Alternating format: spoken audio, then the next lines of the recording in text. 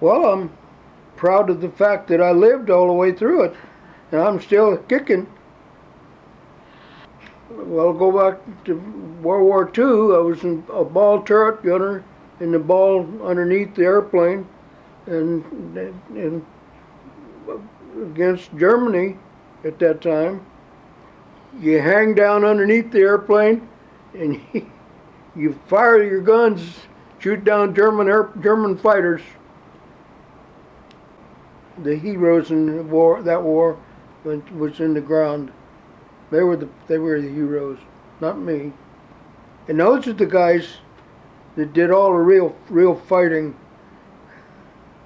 And much later on, and when I came in, and I went in the reserve, and came back in this, they recalled me and sent me to McCord Air Force Base in Washington. And from there, I went down to Mississippi to learn to be a radar observer. I was looking at the radar just to find out where the night fighters, the airplanes were flying at nighttime, and our job was to intercept those night airplanes at nighttime, and I controlled my pilot. The pilot was up here, and I was sitting back here, and I was telling them where to go to make a solid gunnery pass on a shoot the airplane down. I'm sitting back here and watching my radar scope, and start with, we pick up the target wherever it is, and we directed by the ground control back there that there's other airplanes up there. And so the radar is sweeping back and forth, and that's where the target was, and I was directing the pilot to move the airplane. So that's what I did at that time. In night fighters, my pilot had never been in combat before, so it shocked him and surprised him with these explosions going off outside the airplane. Flak is a shell. They shoot it up to the sky, and it goes off wherever they want them to go off.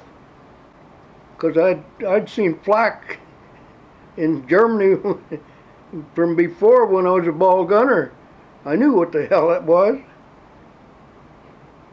and that was all new to him. And I was busy with my radar scope, and he was flying the airplane.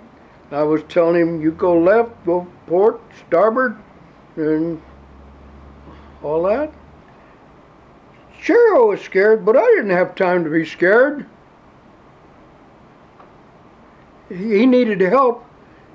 He was flying the airplane, and he needed help because it was frightening to him, and I'd been through it, so I knew what the hell it was. At that time, I got the last stage waiver to go through pilot training, and because everywhere I'd been, there was no, you couldn't get anything. They weren't accepting pilots, but I got the last stage waiver to go into pilot training. Well, we were about to go to war with Cuba. I had been over to MacDill, over at Tampa, Florida, and I was there when we were getting ready, and I'm telling you, we were getting ready. The airplanes were taxied out, I'd taxied out, we were all getting ready to go to Cuba. They wanted somebody to go wake up the Cuban radars and stuff. So I jumped in my T-Bird and got it filled up full of all fuel, and I took off and went down to Cuba and made my right turn just north of Cuba and was flying straight down along there to get the radars in Cuba to wake up. Wake up. And they shot a couple of MiGs up at me at the same time, or they were getting ready to, because they were a little slow. But I flew all the way down to the western end of Cuba, and at that point I was to turn around and go up towards Tampa, Florida. So I went up and I flew down like I was supposed to, and I knew over the radio that they had scrambled a couple of their MiGs up there but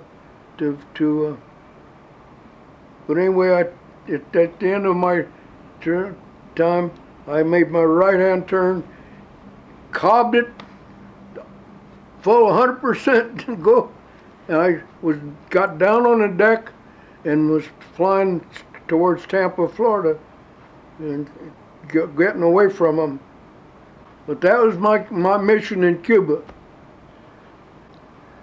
I flew C-118s for quite some time, and I was flying medevac with C-118s, and I was flying back and forth across the Atlantic. On one of my flights across the Atlantic, coming this way, we took off and flew all the way across the northern thing to northern Newfoundland, and the northern lights were all across there. I flew in the northern lights for hours until I got from Prestwick, Scotland, until I got to northern Newfoundland. Well, I sitting there looking at the northern lights all around. I was in them all the way across. Fantastic. The northern lights can only be truly seen in an airplane flying at about 17,000 feet all the way across the northern Atlantic. I'm most proud of the fact that I'm still alive to be able to sit here. I've got my college degree out of the service. I got all kinds of things. I'm proud of all of it. Now I'm still here.